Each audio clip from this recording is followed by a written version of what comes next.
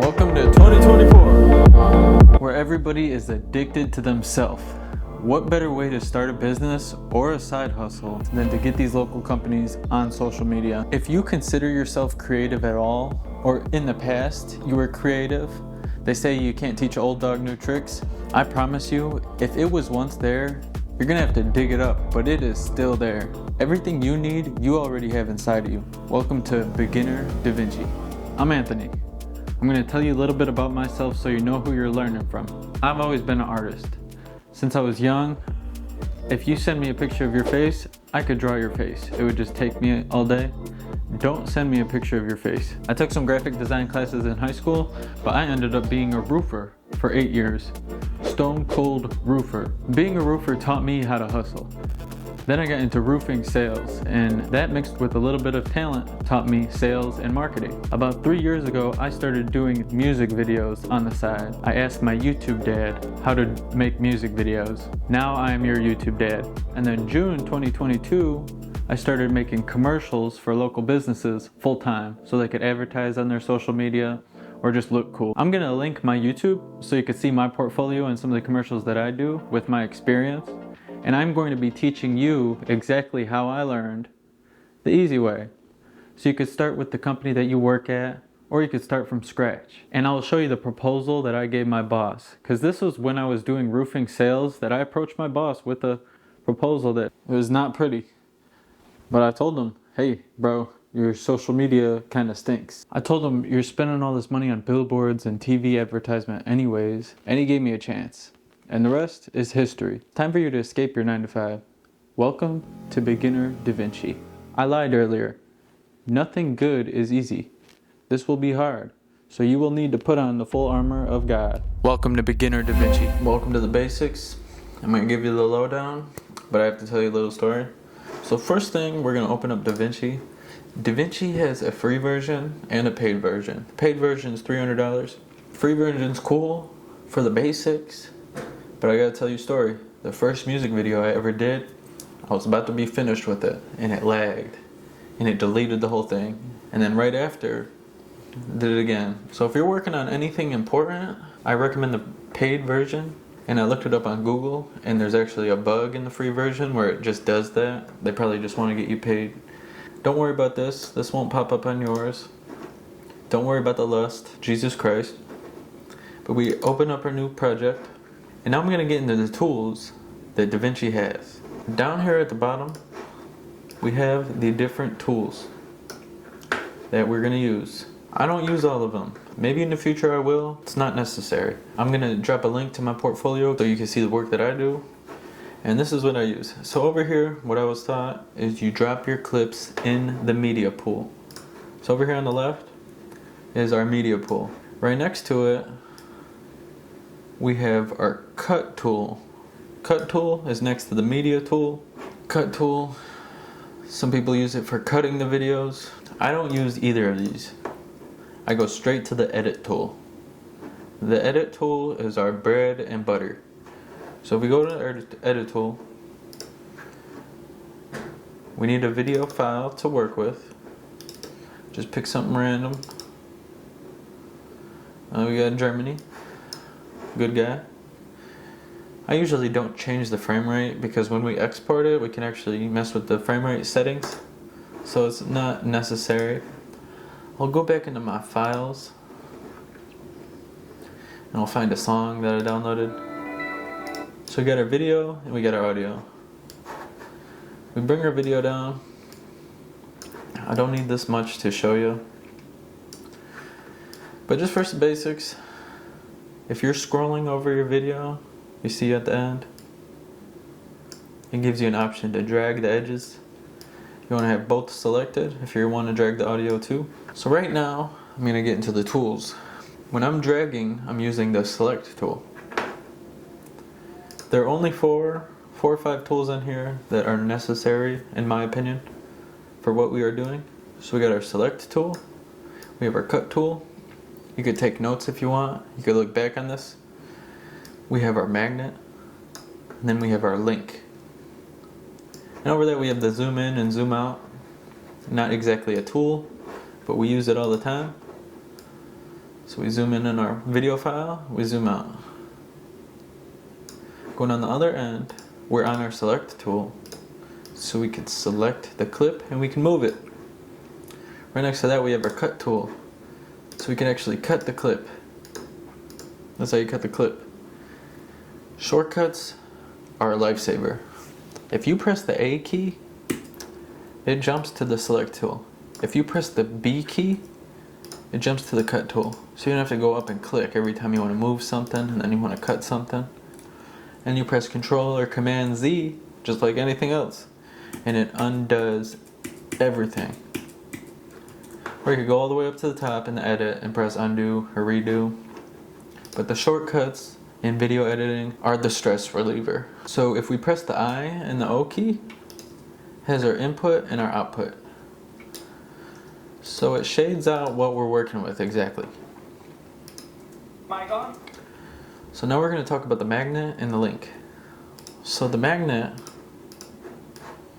if you look closely, I'm going to press A to switch back to my select tool, but if you look closely at that last millisecond, oh, we got to turn the magnet tool on. That's the point. The last millisecond, you'll see it just magnetizes to the clip.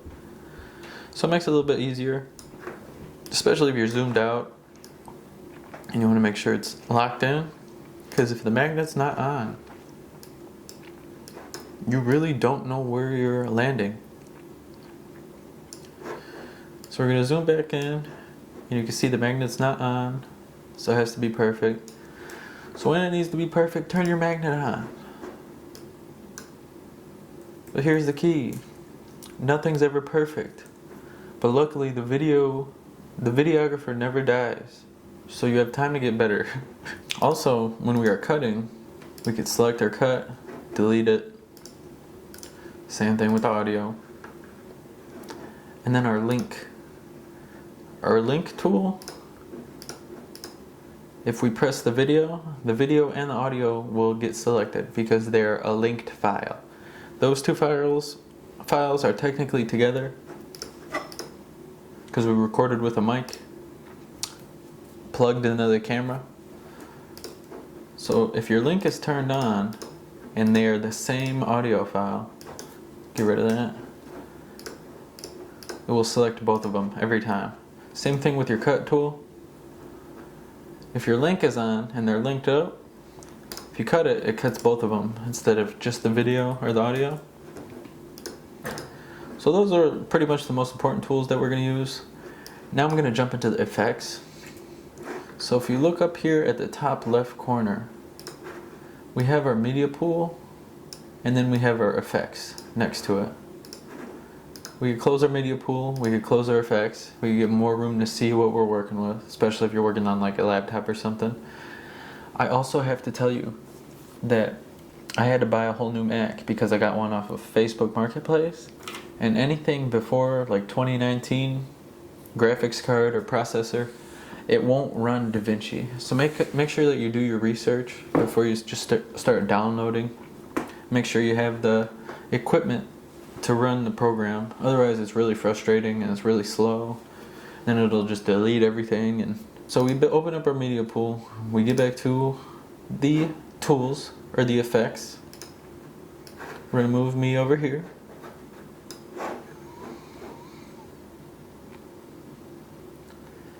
So I'm gonna get into the text. First, the tiles is the text.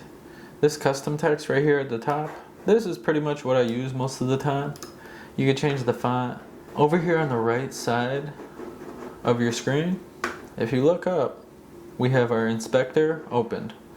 Our inspector, if we have a file like text or a video file, our inspector is our deep effects, or our inspector is our effects on that.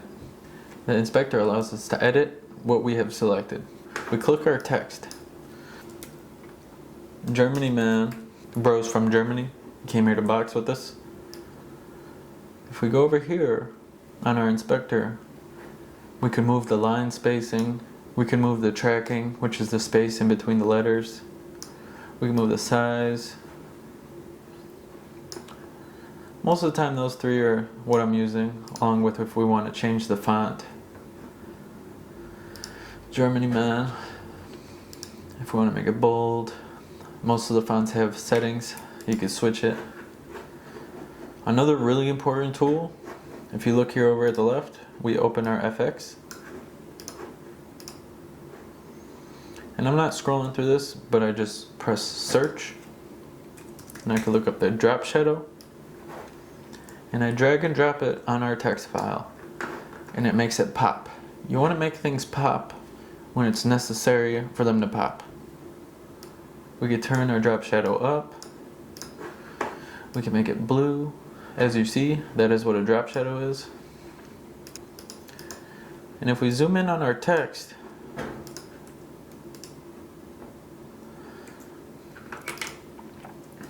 and we want Germany to shake and turn into Pomaclot.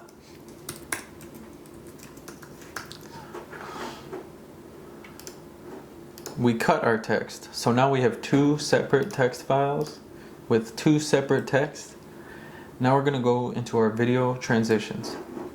These are things that we are going to be using all the time. So I'm touching on them first, getting into the edit tool first. I'll dive deeper into these things as we move forward. We go up to the video transitions. Video transitions. And if we go down, a lot of these are cool, but we were actually looking to shake. So, as you see, it shakes, turns into Pomaclot. Beautiful. And there's a bunch of different video transitions that you can use that are all presets that come into it. All presets already installed. You could add more effects, you could buy more effects. I haven't found any that are necessary. I'm sure I will soon, but for now, this is what we're learning. What's necessary. Alright, can I go? So if you hear, you could hear me. If we click our audio file, make sure it's not linked, click our audio file. DaVinci just downloaded voice isolation AI.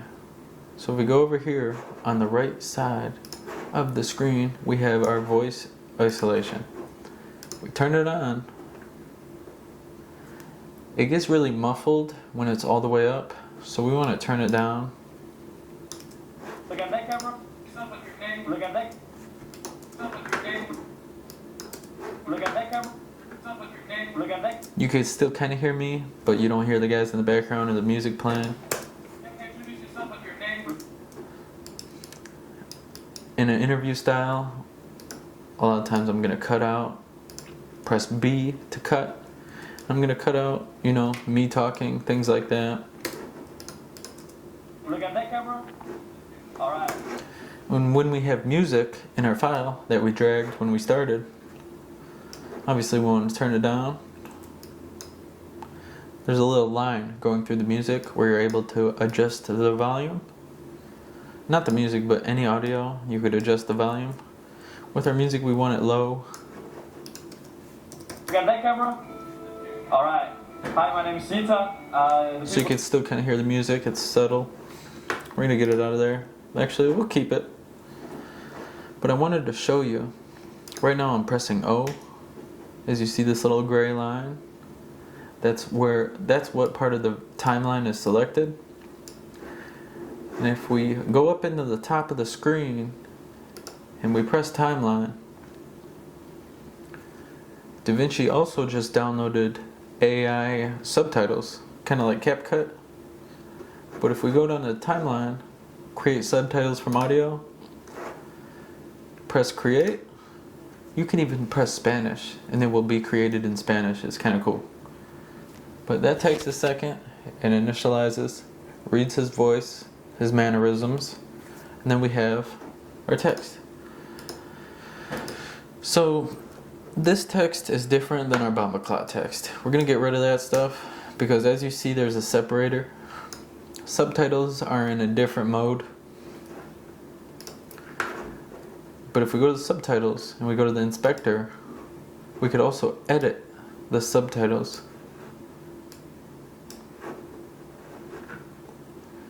We could zoom in. We could position it at the bottom, like Netflix. Check, check. Alright. Alright, can I go? Looks good. Look at that camera. I wouldn't use this, but for training purposes, this is how you do the subtitles. I'm from Germany. What? The next thing we are going to do after our edits, or the next thing we're going to do actually during our edits when necessary, is our fusion tool. So these are all the really advanced tools. I'm just going to touch on 3. Same thing. The 3 that are necessary. I haven't found use in other ones. I'm sure I have, but it's like a one-off thing. But over here in the Fusion file, we press Shift Space and it opens up our tool selection. So we need to use keyers and we need to use the magic masks. What does keyer stand for? I don't know. But I'd always start with the delta keyer. So this is if I wanted to like get the red out of there, or if I want to get the black out, or if he has a background and I wanted to take it out. Usually when all the colors aren't blended, you know, it won't like that. Like it won't look like this. If you have like a blue sky or a white gray sky, you could select it, and most of the time it will take it out. So that's our delta keyer. And if we go in our luma keyer, same thing, it's just a little bit different. Same solution, just a different process. Different settings where you could take out parts of the background. And I could put clouds and it will show clouds and things like that. So after the keyers, which isn't really useful in a video like this, I'm going to teach you the magic mask. So we type in magic mask, which would be useful in a video like this, and we get a little outline in his body. We have Jita. And if we go over here to our inspector and we press play from the beginning, it will actually track him throughout the whole video and cut him out. So we can make 3 of him. We can make 3 of him, 4. We could fill the whole screen with his Jita. We could make the background like he's on the mountain in Germany, or he's actually at a yoga studio and pretending to be a boxer, which is a lie. He's actually darn good. But it takes a little bit. So we let that populate.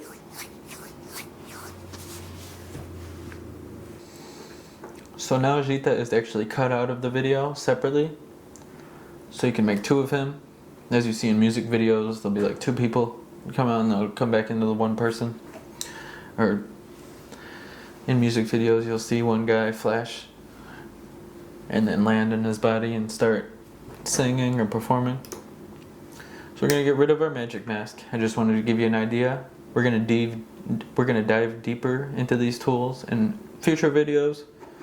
But next to the Fusion file, we have our color grade. Extremely important. I'm also going to make another video for color grading for my boy Wesley Snipes to join us in the tutorial.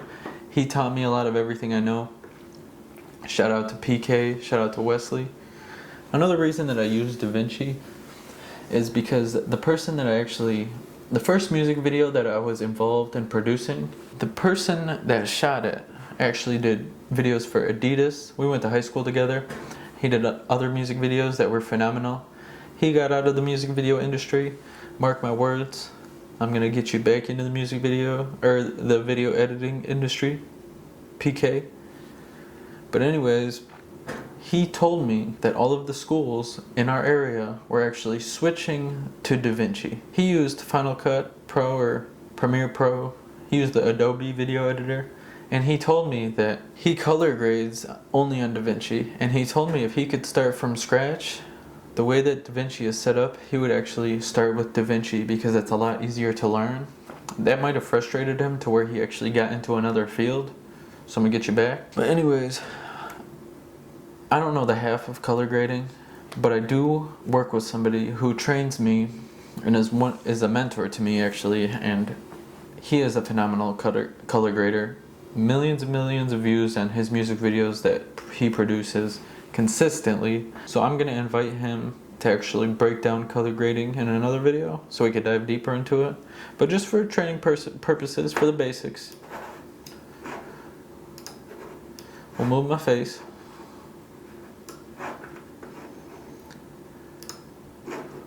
What we're gonna use most of the time is just the line and just this. I don't know the names of them, but those two are really what we're using most of the time. So first we grab the line.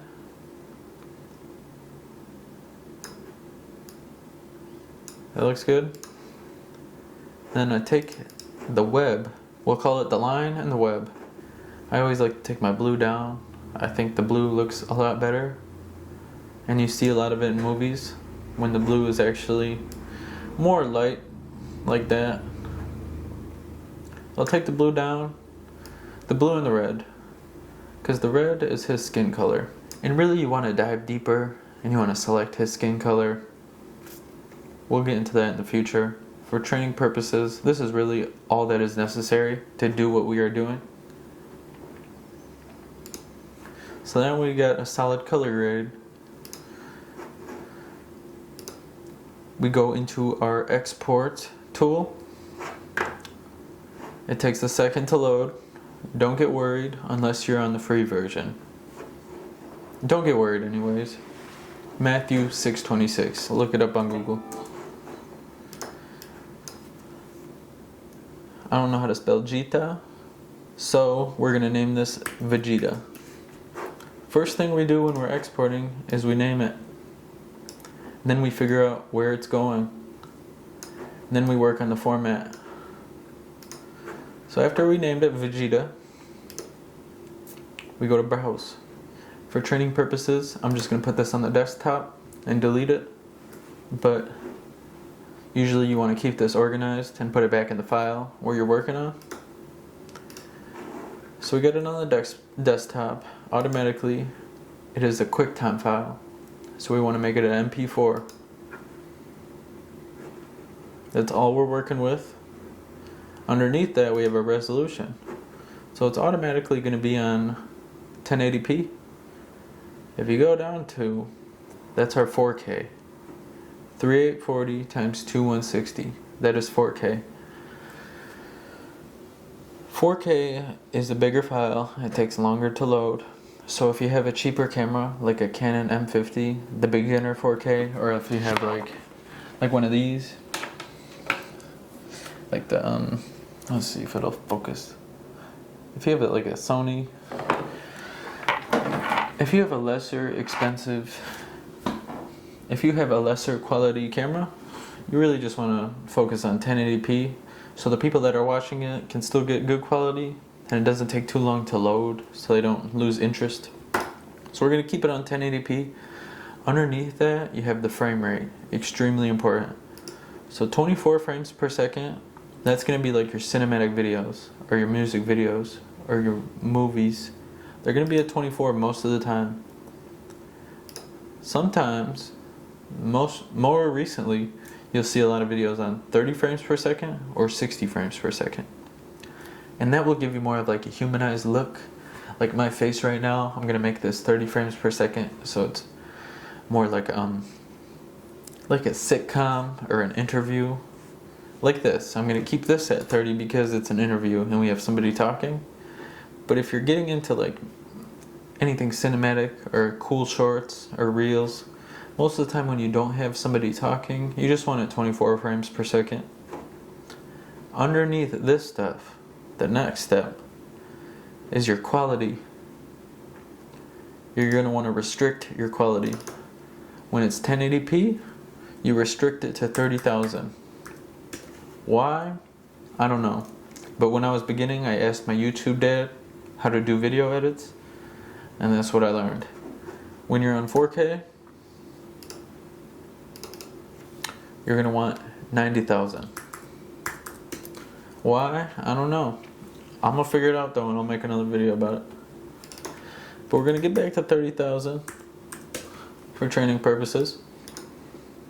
Go back to our 1080p, and especially if we have subtitles, you do not want to forget this. You go down to our subtitle settings.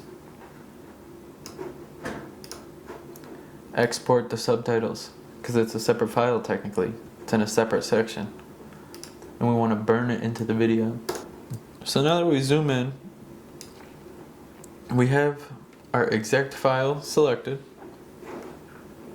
So we're going to want to add the render to the cube. Right here at the bottom we add it. Once everything's set up, ready to go. And then we render it. This is how we export our project.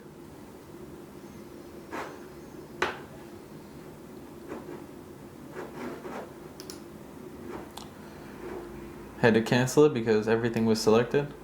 As you see this gray line, this is what it's going to export. So if we zoom back in, and we press I for our input and the start of the video, and we press O for our output at the end, and we redo it. We want to replace it because it already started. So we replace it, we render it, wait for it to populate. Then you want to double check your work. So go to the desktop, Vegeta. You know that it looks good? Check, check. Looks good. Send it down. With energy. I'll see you in the next one. I promised myself I would never work with anybody that doesn't align with my values, and I'm trying to save the world. So maybe if you keep watching, our values will align once you get to know me, and we can save the world together.